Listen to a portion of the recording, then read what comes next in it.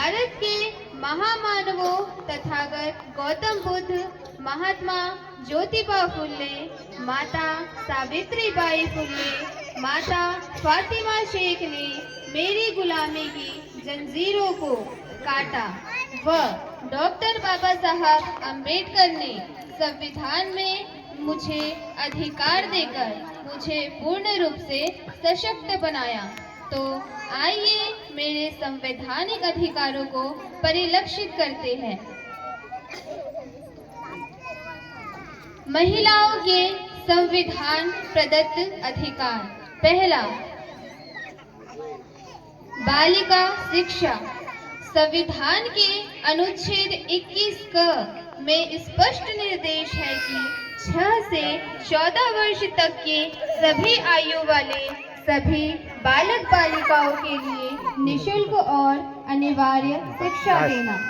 15(1) यह अनुच्छेद राज्य का किसी भी नागरिक के साथ धर्म, मूल वंश, जाति, लिंग, जन्म स्थान या इसमें किसी भी आधार पर भेदभाव करने से रोकता है।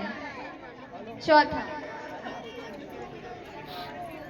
महिलाओं और बच्चों के अधिकारों की रक्षा।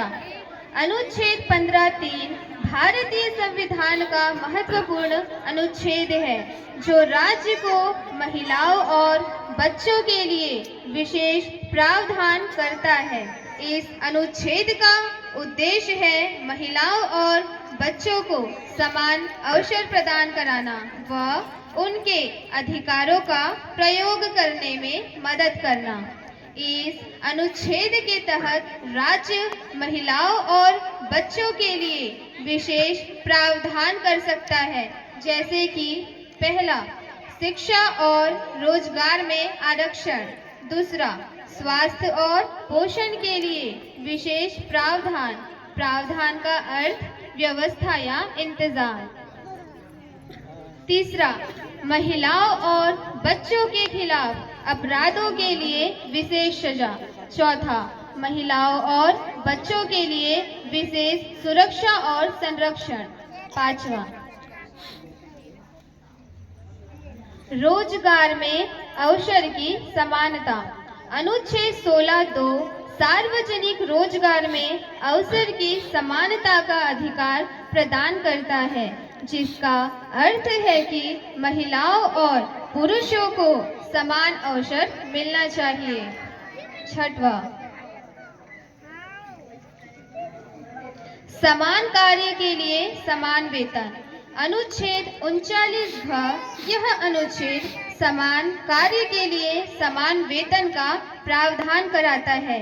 इसका मतलब यह है कि पुरुषों और महिलाओं को समान कार्य के लिए समान वेतन मिलना चाहिए। सातवां,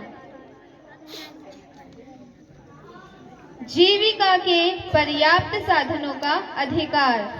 अनुच्छेद 39 का स्त्री व पुरुष सभी नागरिकों को जीवन यापन के लिए आवश्यक साधन या संसाधन प्राप्त करने का अधिकार है। आठवां, प्रसूति अवकाश। अनुच्छेद 42 प्रसूति अवकाश महिलाओं को भारतीय संविधान के अनुच्छेद 42 से मिला है। यह अनुच्छेद राज्य को काम की न्याय संगत और मानवीय परिस्थितियों और प्रसूति राहत के लिए प्रावधान करने का निर्देश देता है। इस अनुच्छेद से मातृत्व लाभ अधिनियम 1961 बना है, जो कि महिलाओं से गर्भावस्था और प्रसव के दौरान अवकाश और आर्थिक लाभ प्रदान करता है। 9वां, महिला गरिमा विरोधी प्रथाओं का अंत। अनुच्छेद 51 क के अनुसार प्रत्येक नागरिक का कर्तव्य है कि ऐसी प्रथाओं का त्याग करे जो कि महिलाओं की गरिमा के विरुद्ध है। बाल विवाह, दहेज, उत्पीड़न, पर्दा प्रथा, हिंसा और भेदभाव, सती प्रथा, ये सभी प्रथाएं महिला गरिमा विरोधी प्रथाएं हैं। इस अनुच्छेद के लागू होने से इन प्रथाओं का अंत हो गया। 10वां, महिलाओं को संपत्ति का अधिकार।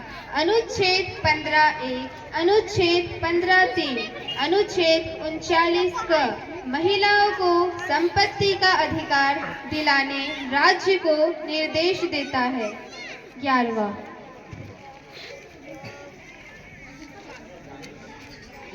संतान को गोद लेने का अधिकार।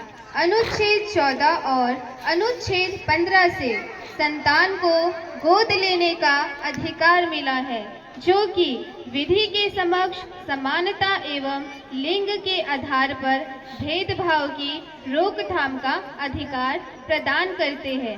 इसके अलावा अनुच्छेद 21 भी जीवन और व्यक्तिगत स्वतंत्रता की सुरक्षा का अधिकार प्रदान करता है, जिसमें परिवार बनाने और संतान को गोद लेने का अधिकार शामिल है। इन्हीं अनुच्छेदों से Hindu adoption and maintenance act 1956 और juvenile justice care and protection of children act 2015 बने हैं। ये एक्ट महिलाओं को संतान गोद लेने का अधिकार प्रदान करते हैं। 12वां,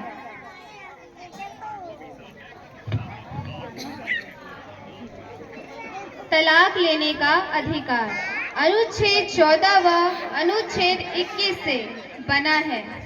हिंदू विवाह अधिनियम 1955 की धारा 13 के तहत महिलाओं को तलाक लेने का अधिकार दिया गया है, जिसमें कहा गया है कि पत्नी अपने पति से तलाक ले सकती है, या अगर वह उसे छोड़ देता है या वह उसके साथ विश्वासघात करता है।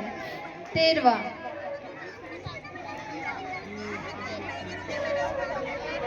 महिलाओं को वोट देने का अधिकार। भारतीय संविधान के अनुच्छेद 326 में है।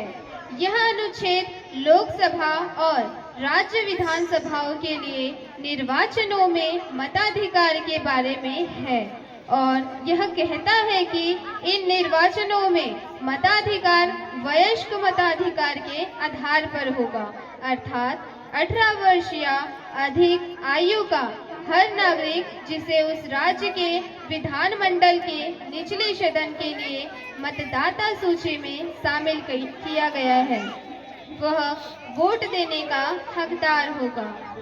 अमेरिका में महिलाओं को वोट देने का अधिकार अमेरिका का संविधान लागू होने के 133 वर्ष पश्चात मिला। 14,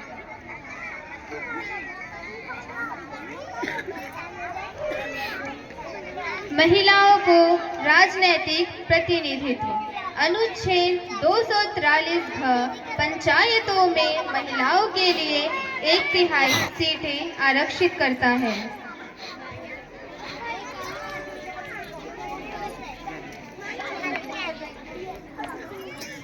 संविधान लागू होने के पश्चात भारत की महिलाएं राष्ट्रपति, प्रधानमंत्री, राज्यपाल, कलेक्टर, एसपी, शिक्षक व बड़े बड़े पदों को सुशोभित कर रही है एवं खेलों में भी अंतर्राष्ट्रीय स्तर पर भारत का नाम रोशन किया है।